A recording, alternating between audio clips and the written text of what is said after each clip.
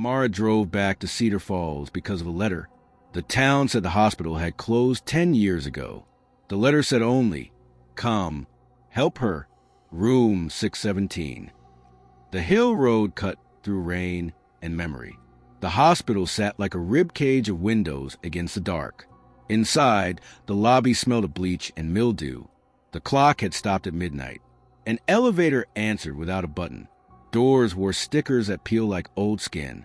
At the end, room 617 waited with a taped sign. Closed. Mara had been a nurse. She had left the job the way people leave towns, telling themselves it was the right time. She had not expected to be needed again. The building held a shape in the dark, as if it remembered more than the town did. The door opened. A bed lay made, neat as if someone might return. A thin scarf draped a chair. A bedside table held a small book. The top page had neat handwriting. It keeps the names. It does not let them go.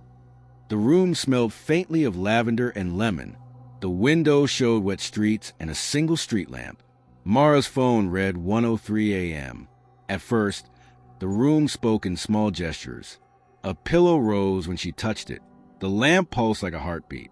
The journal had lists of names in the margins. Some names were crossed out and then circled again. It looked like a ledger of stubborn memories. Mara read a name she knew, Evelyn Carter.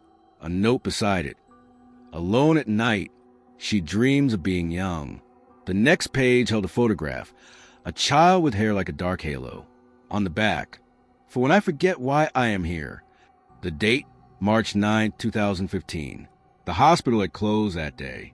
Shadows arranged themselves along the walls like listeners. Voices came not in words but in weight, a child's curiosity, an old woman's sigh.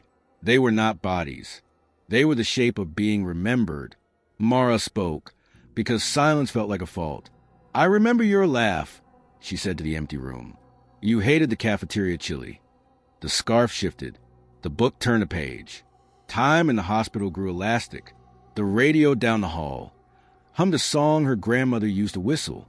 The building hoarded minor things. Preferred songs, How a Patient Liked Tea, Which Window Let in the Sun. The hospital kept these as if they were treasures. A knock came.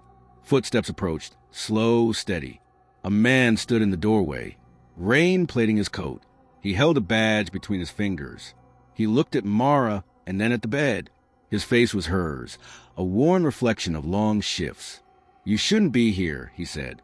His voice was her voice from years ago. "Someone asked me to come," Mara replied. He placed the badge on the bedside table. "Rooms keep what is left," he said. "They gather names like pennies. They ring until someone listens." The book opened. The photograph slid free. The child looked up like a question. Mara realized the room needed more than a witness. It needed its account settled. Memory, she understood, had become hunger. She tried to remember the small things. She said names aloud. Evelyn Carter. She recalled a birthday cake with too many candles. She told the room the janitor liked jazz, and that Louis always hummed when he folded sheets. Each name felt like a stitch. With every name, the room softened.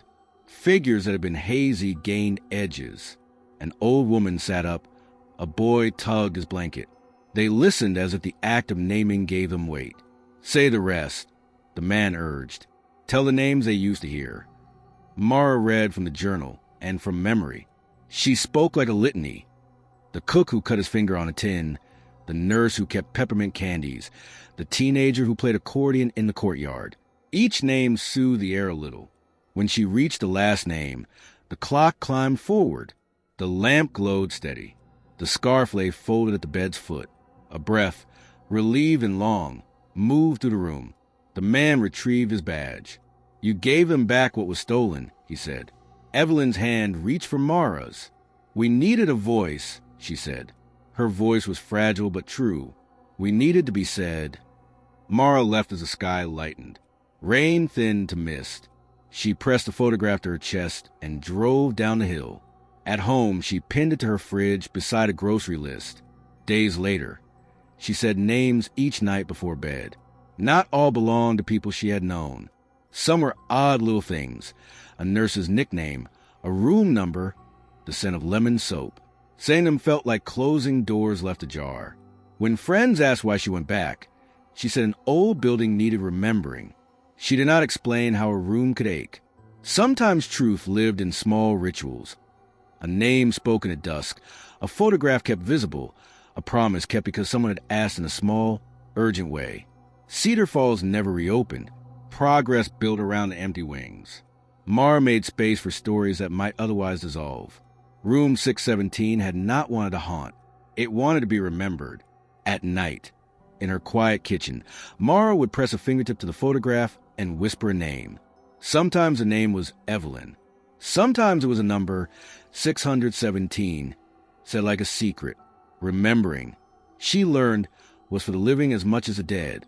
Sometimes Mara wondered if other places kept lists too. Schools, theaters, old houses.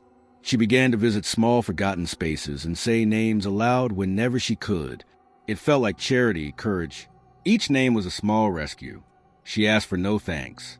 She only wanted to make sure that somewhere, someone would speak the names out loud when the rooms felt empty. Do you remember someone who needs a name?